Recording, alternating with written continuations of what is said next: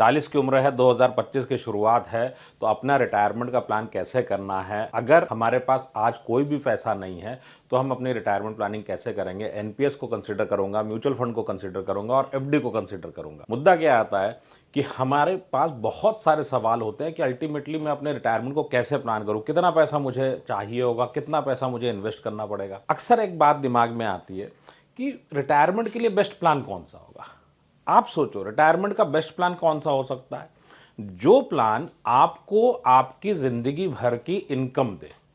हमें क्या लगता है, जब भी हम रिटायरमेंट की बात करते हैं तो हमारे मन में एक बात आती है, अगर आप 40 की उम्र में हैं और आप वीडियो को देख रहे हैं और मैं 46 का हूं, तो मेरे मन में क्या आएगा कि मैं एक पैसा होगा और उससे मैं रिटायरमेंट ले लूंगा। क्या इतना आसान है रिटायरमेंट? नहीं।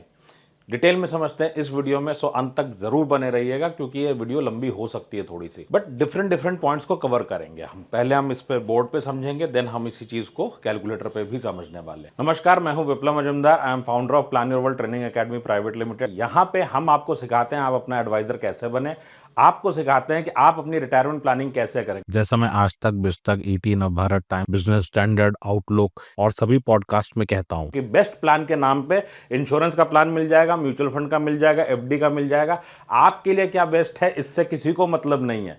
बेस्ट प्लान का नुकसान बाद में हो तो आप ही को बर्दाश्त करना पड़ेगा उसका नुकसान। आप हमारे साथ ट्रेनिंग ले सकते हैं, लिंक्स डिस्क्रिप्शन में है या फिर planyourworld.com वेबसाइट से आप इसको ले सकते हैं। मुद्दा क्या आता है, मुद्दा यह है कि अगर हमारी उम्र 40 की है, 60 पे आप रिटायरमेंट लेंगे, तो हमने ये मान लिया कि एक ठीक ठाक पैसा होगा और हम रिटायर हो जाएंगे। तो क्या ये पॉसिबल है? क्या आपकी ज़रूरतें मेरी ज़रूरतें सेम है? मैं 46 का हूँ भाई, मैंने मान लिया 2 करोड़ रुपया अगर होगा तो मैं रिटायर हो जाऊंगा। क्या ऐसा संभव है? किसी ने सोच लिया मैं 5 करोड़ होगा तो रिटायरमेंट हो जाएगा। मुझे कमेंट करके लोग बोलते हैं विप्लव जी 50 लाख रुपए हो जाए तो मेरा सब कुछ हो जाएगा। कैसे बताया, कैसे? आखिर ये मैजिकल फिगर बताई किसने है? मुद्दा क्या आता है यहाँ पे, हम जब प्लान करते हैं तो हमारी स्ट्रैटेजी क्या है, 40 की उम्र से 60 तक हम इन्वेस्ट करेंगे एंड देन हमारा रिटायरमेंट हो जाएगा। अब यहाँ पे हम एनपीएस को ले लें, देन हम एमएफ को ले लें, देन हम एफडी को ले लें।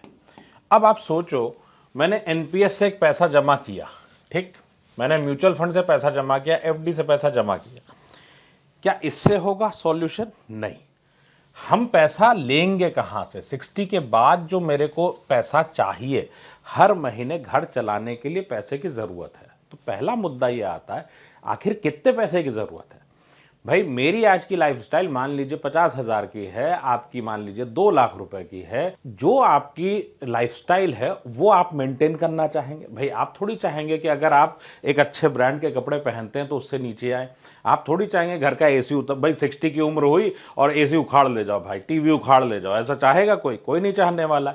सो मुद्दा क्या आता है कि अगर आप 60 की एज के बाद की बात करें तो हर किसी के खर्चे, आपके खर्चे, आपकी वाइफ के खर्चे, बच्चों से रिलेटेड खर्चे, होली दिवाली हर एक चीज होने वाली।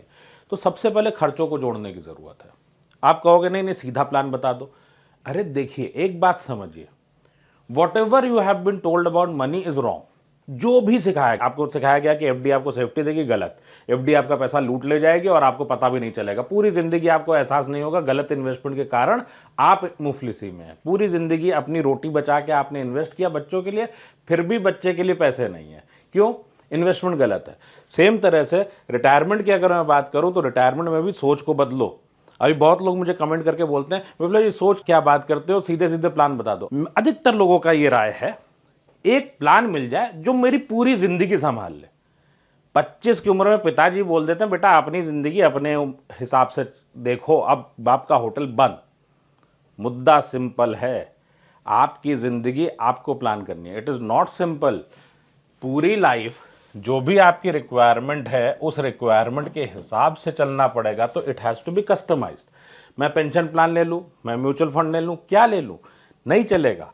सबसे पहले रिक्वायरमेंट, देन आप इससे जो भी इनकम लेने वाले हैं वो कौन से इन्वेस्टमेंट से आपकी इनकम आएगी, आखिरकार वो सोर्स क्या है। जो सोर्स आप चुनेंगे उसके बेसिस पे इन्वेस्टमेंट आता है, उसके बेसिस पे हमारा कंट्रीब्यूशन आता है और कॉर्पस आता है। चलिए हम कैलकुलेटर पे देखते हैं। अब अगर इसकी बात करें, ये 40 की उम्र है, 60 पे रिटायरमेंट लेना है, 90 की उम्र तक का जीवन है, 20 साल बचे हैं रिटायरमेंट के, 50,000 का खर्चा है आज का।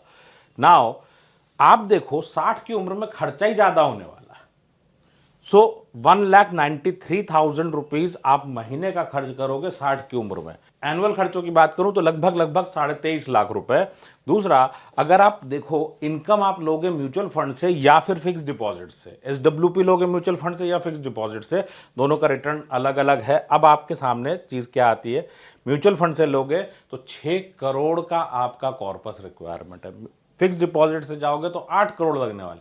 दोनों का इन्वेस्टमेंट ऑब्वियसली बदल जाएगा, दोनों एक नहीं हो सकते। अगर मैं बात करूं इस पैसे का क्या होगा, इससे आपको लगातार जो भी आप इनकम चाहेंगे वो मिलेगी बढ़ते क्रम में, और लास्ट में ये पैसा जीरो हो जाएगा, ये बात ध्यान रखें। और अगर आप म्यूचुअल फंड से बनाते हैं या एनपीएस से बनाते हैं तो आपको आज की डेट से जो जमा करना पड़ेगा 88,844 रुपए, और आपको फिक्स डिपॉजिट से अगर अपनी पेंशन लेनी है और आज आप फिक्स डिपॉजिट में ही इन्वेस्ट कर रहे हैं तो 1,81,406।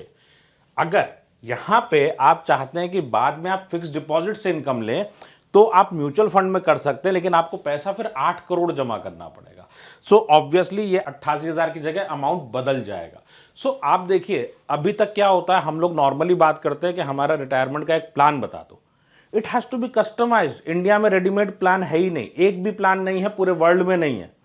आपका रिटायरमेंट है, you have to be comfortable with uncertainty, और ये प्रॉपर ट्रेनिंग लिए बिना इसका सॉल्यूशन है नहीं। आप चाहो एक वीडियो से ये निकल आए, नहीं, it's a matter of mindset.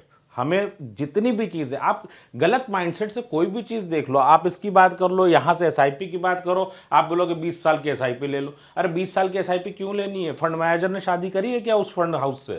भाई उसकी जॉब 3 महीने की नोटिस पे चली जाएगी या 3 महीने की नोटिस पे वो छोड़ देंगे। मुद्दा यह है कि हर एक पार्ट आपस में जुड़ा हुआ है।